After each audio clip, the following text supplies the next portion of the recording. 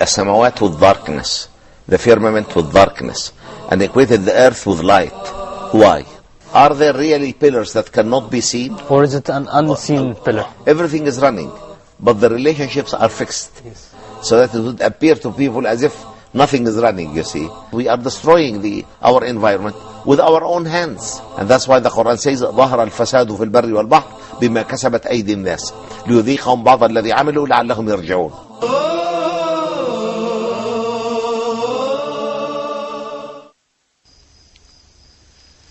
Bismillah, alhamdulillah, we're back. You're watching Lifting the Fog and removing the misconceptions, misunderstandings, and misrepresentations about Islam and what it teaches. I'm your host, Yusuf Estes. We were talking in the earlier segment about the subject of the attacks, the harsh treatment that people have presented toward the Qur'an, the holy book in Islam. What we discussed was some of the miracles of the Qur'an, some of the evidences that the Qur'an itself couldn't be from a human being, but rather it had to be from some other source. And now particularly we want to deal in this segment with the word Qur'an itself. We spoke about this already, that the Qur'an means that which is being recited. I want to mention that sometimes when you translate, and very often when you translate, you can't get exactly the meaning of what you want. But particularly if a language is very rich in a particular subject, which the other language doesn't support, then you're forced to substitute words that really don't carry the right meaning. Such is the case in English, which, by the way, is a very good language when you're talking about a lot of the material things of the world. But when you discuss the depth of the subject of Islam, the Arabic language is so rich and so powerful that only the Arabic of the Qur'an can handle these words, the meanings that go with it. To give you an example, the very first word that comes in the Qur'an was revealed to Muhammad, peace and blessing be upon him, while he was in a sabbatical, in a cave. He was in a retreat. He was fasting. He was praying.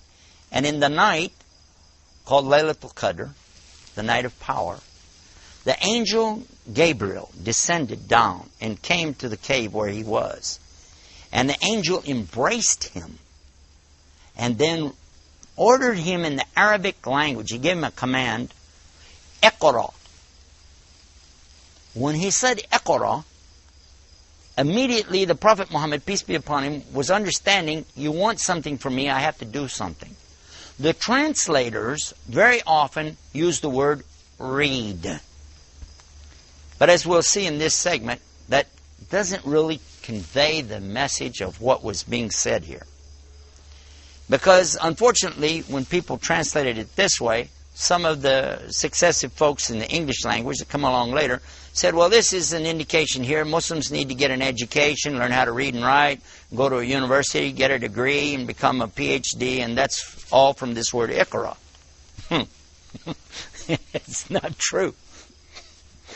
For sure, Prophet Muhammad, peace be upon him, never did learn how to read and write, so if that was an order there, he never did do it. In fact, it's something even more profound. It is to do what? Recite. Recite, because it says, Iqra bismi rabbika alladhi khalaq, khalaqal insana min alaq, Iqra wal rubukal akram, alladhi alamu bil kalam, alamu insana malam yalam. Trying to give you a little translation to the plus minus the English now. Here is an order that's coming from Allah Almighty through the angel Gabriel to Muhammad, telling him, recite. The response, he says, is, I'm not of the reciters. La ana bikari. Then it's repeated, Iqra, again. And then again, Iqra. And then finally, the verse that you just heard. To the English, more or less, I believe it would be better to say, he was being ordered, recite. In the name of your Lord, who created mankind from a leech-like clot of blood. I want to stop for a minute and let you know about this word alaq, because that's the name of the chapter or surah, the blood clot, or alaqa. What's happening here is a description of something that nobody could have known about 1,400 years ago.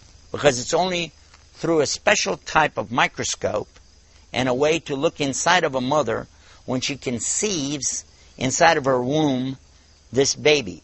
Because the egg is fertilized, and as a zygote attaches and becomes an alaq hanging on the wall of the uterus. Nobody knew this until just in the last century. And that's using equipment that wasn't even thought about being invented back then. And alaq also means a leech. And that's exactly the shape of that little tiny baby under a microscope when he first formed. It looks more like a leech than a human. Plus, he is sucking the blood right out of the mother the same exact way that a leech does. But that's not all. It forms a clot of blood. It looks like a leech, but it's also something which clings.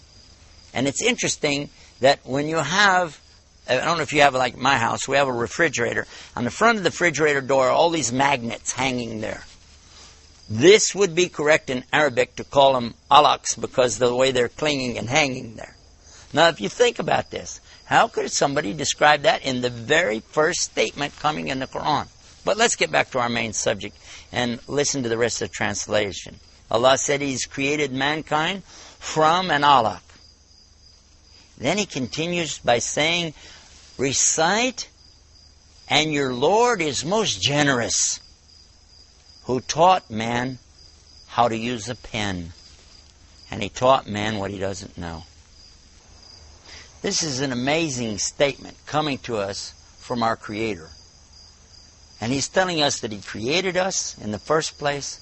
He's the one who's generous to us, and He is the one who has taught us what we didn't know.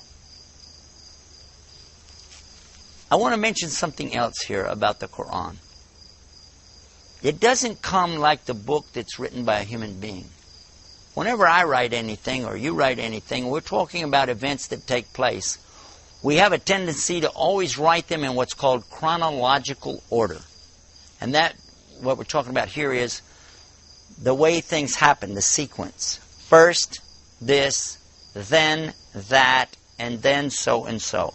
And that's chronological order. And this is normal human beings. In the beginning, so and so and so, then so and so and so. But the Qur'an comes in a way that can be picked up and you could read it anywhere. You can open it in the middle, in the back, in the front, and read. You can recite Qur'an from any standpoint and enjoy it and take benefit from it and not feel like you missed something in the previous chapters. So this again indicates it's coming from somewhere other than human beings. The fact that many times, myself included, people have picked up the Qur'an and just opened it and said, oh, there's the answer to what I was looking for. This is something where the Qur'an is talking to us. Even the big scholars in Islam will tell you, and they've memorized the Qur'an cover to cover. They will say, though, there are times when I open it up and it just speaks to me, and I read something that I've read all my life, and suddenly I understood a meaning that I didn't know before. And this is the only book like it. But now I want to come to another point. The memorization of the Qur'an. Here is something that, I don't know if you know a lot about memorizing things, but if you even memorize one page of something, that's an amazing thing. Just to memorize a page of anything. Not big, not the telephone book, just a book. Pick up a book and try to memorize word for word. And have somebody hold the book on you, and you recite and see how close you could get. And see how many years it takes you to memorize 2 or 3 pages just to be able to do it. And then imagine this. The Qur'an came at a time when memorization and recitation was the big thing of the Arabian Peninsula. And people of that time were astounded and amazed by such a recitation as this. It didn't compare to anything they knew.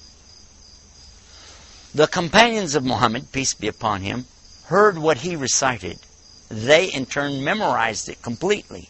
And then they in turn memorized and helped those in next generations to do the same thing. By reciting and memorizing, Muslims today have achieved the same as Muslims in those days, the ability to hear and recite, and even if they hear somebody recite incorrectly, to catch it and say, oh wait, that's a mistake. The leaders, or imams for the Muslims, stand in front of the prayer and they recite from the Qur'an in several of our prayers every day. While they're reciting, if they make a single mistake, even a tiny mistake, there are those behind them who can catch it and let them know that they need to repeat that. What other book do we know like this? And by the way, when we talk about the memorization of the Qur'an, some people estimate there are approximately 1.5 billion Muslims on the earth today.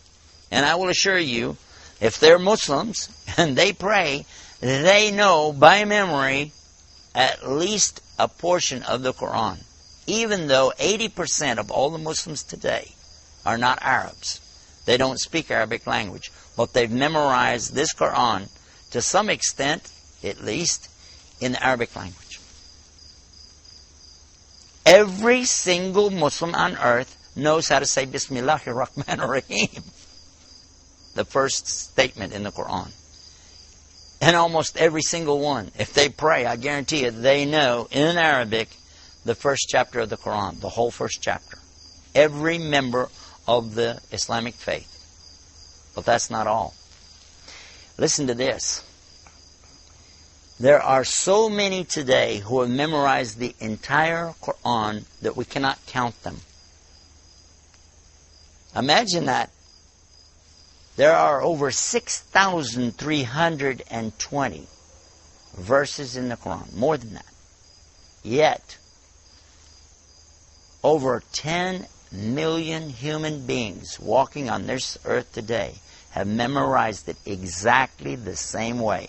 Letter for letter, word for word, sentence, paragraph, page, and chapter complete. Just as it was recited by Muhammad, peace and blessing be upon him, so is it recited and memorized and passed on today. What other work of literature, of prophecy, of science have we seen in the history of mankind that compares to the Qur'an? We invite you to explore for yourself, to learn more about the Qur'an, the truth about the Qur'an, and the truth about Islam and what it stands for. Let us work together to remove this fog. Let's lift the fog and find the real truth about Islam, the Muslims, Allah, and the Qur'an. Until next time, this is Yusuf Estes reminding you, it's only Allah that guides, and may He guide all of us to the truth. Ameen.